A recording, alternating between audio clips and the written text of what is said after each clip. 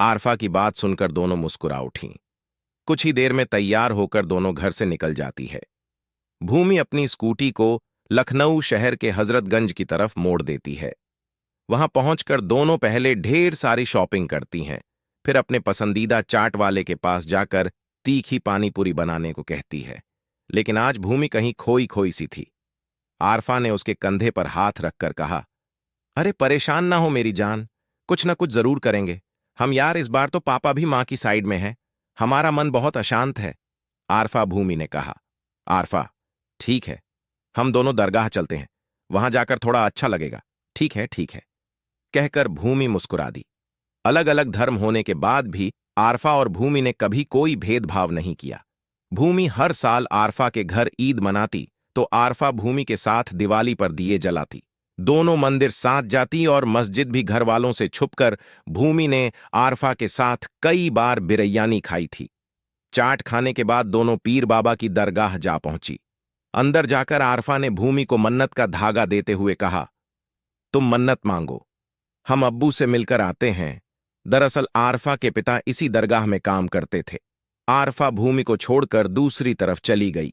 आज दरगाह में भीड़ बहुत थी। भूमि ने दुपट्टे को सर पर लिया और मन्नत का धागा बांधने के लिए आगे बढ़ गई।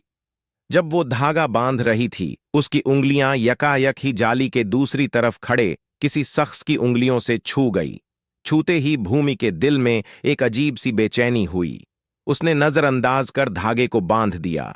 दूसरी तरफ खड़ा शख्स भी मन्नत का धागा बांध रहा था, पर भीड़ के कारण भूमि उसे देख नहीं पा रही थी। दोनों के धागे एक दूसरे से जुड़कर बंधे थे। यही बात भूमि को परेशान कर रही थी। धागा बांध वो दूसरी तरफ गई, लेकिन तब तक वो शख्स वहां से जा चुका था। भूमि को परेशान देख आरफा ने कहा, क्या हुआ? कुछ नहीं, भूमि ने कहा, और फिर दोनों दरगाह से निकलकर घर की तरफ चल दी। भूमि का मन नहीं था, इसीलिए उसने आरफा से स्कूटी चलाने को कहा और खुद पीछे बैठ गई। आरफा को लगा शायद भूमि शादी की बात से परेशान है। दूसरी तरफ दरगाह में जो शख्स था वो था आकाश खन्ना। आकाश पंजाब से था और अपने दोस्तों के साथ घूमने लखनऊ आया था। आकाश के घर में मम्मी पापा और एक छोटी बहन थी। पंजाब में आकाश का ट्रांसपोर्ट का खुद का बिजनेस था। वो 24 साल का खूबसूरत नौजवान था। घर से ज्यादातर बाहर ही रहता था। उसका मानना था जब तक जिंदगी है दुनिया घूम लो, और इसलिए हर 6 महीने से वो कहीं ना कहीं घूमने चला जाता, कभी दोस्तों के साथ तो कभी अकेले।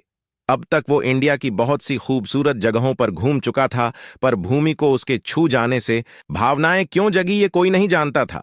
दोनों एक दूसरे से बिल्कुल अनजान थे। दोपहर 2 बजे भूमि और आरफा घर पहुंची। घर पहुंचते ही जया ने उन पर बम गिराया। भूमि, भाई साहब से हमारी बात हो गई है, लड़के वाले कल शाम ही हमारे घर आ रहे हैं। भूमि के चेहरे पर हवैयां उड़ने लगी। उसने आरफा की तरफ देखा तो उसने आंखों ही आंखों में उसे शांत रहने का इशारा किया। जया के जाने के भूमि ने मिमियाते हुए कहा, यार वो तो कल ही आ रहा है, अब हम क्या करें आरफा, तू चिंता मत कर, कल जब वो आएंगे मैं तेरे साथ रहूंगी। कहकर आरफा अपने घर चली गई। भूमि को सारी रात नींद नहीं आई। अगली सुबह जया घर के कामों में लगी थी। मदद के लिए उन्होंने आरफा की अम्मी शबनम को भी बुला लिया। भूमि परेशान सी घर में इधर उधर घूम रही थी। दोपहर में भूमि को देखने लड़के वाले आ गए। विक्रम और जया आदर सत्कार के साथ उन्हें अंदर ले आए। लड़के के साथ उसके माँ पापा आए थे। सभी अंदर आकर हॉल में बैठ गए। विक्रम ने सबका आपस में परिचय करवाया और बैठकर बातें करने लगे। लड़का इनकम टैक्स विभाग में सरकारी पद पर था। उसका शांत स्वभाव और सोच विक्रम और जया को बहुत पसंद आया। शबनम ने भी लड़के से बात की, उसे भी लड़का अच्छा लगा।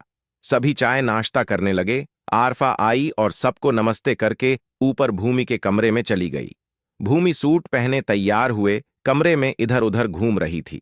आरफा को देख उसकी जान में जान आई। आरफा उसे शादी से बचने की उटपटांग तरकीब बताने लगी और एक छोटा सा पैकेट देते हुए कहा, अब देखना कैसे वो लड़का खुद ही शादी से इनकार कर देता है। दोनों मुस्कुराने लगीं और नीचे आ गई। जया ने चाय की ट्रे भूमि को दी और मेहमानों को तरफ इशारा किया।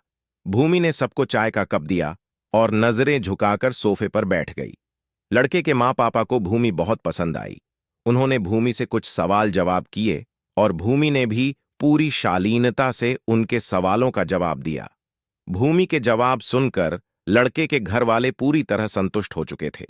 सब बातों के बाद बारी थी। लड़के की उनसे भूमि की तरफ देखा। गोल चेहरा, बड़ी बड़ी आंखें, सुर्ख गुलाबी होंठ बालों को सलीके से बांधा हुआ था। सादगी में उसकी सुंदरता और भी निखर के आ रही थी। लड़के को भूमि अच्छी लगी, पर अपनी पसंद नापसंद बताने से पहले उसने भूमि से अकेले में बात करने की इच्छा जताई। विक्रम ने खुशी खुशी दोनों से ऊपर छत पर जाने के लिए कहा। लड़का उठकर छत पर चला गया। कुछ देर बाद भूमि भी छत पर आ गई। भूमि को वहां देखकर लड़के ने कहा, हेलो, मेरा नाम प्रणय है, और आपका?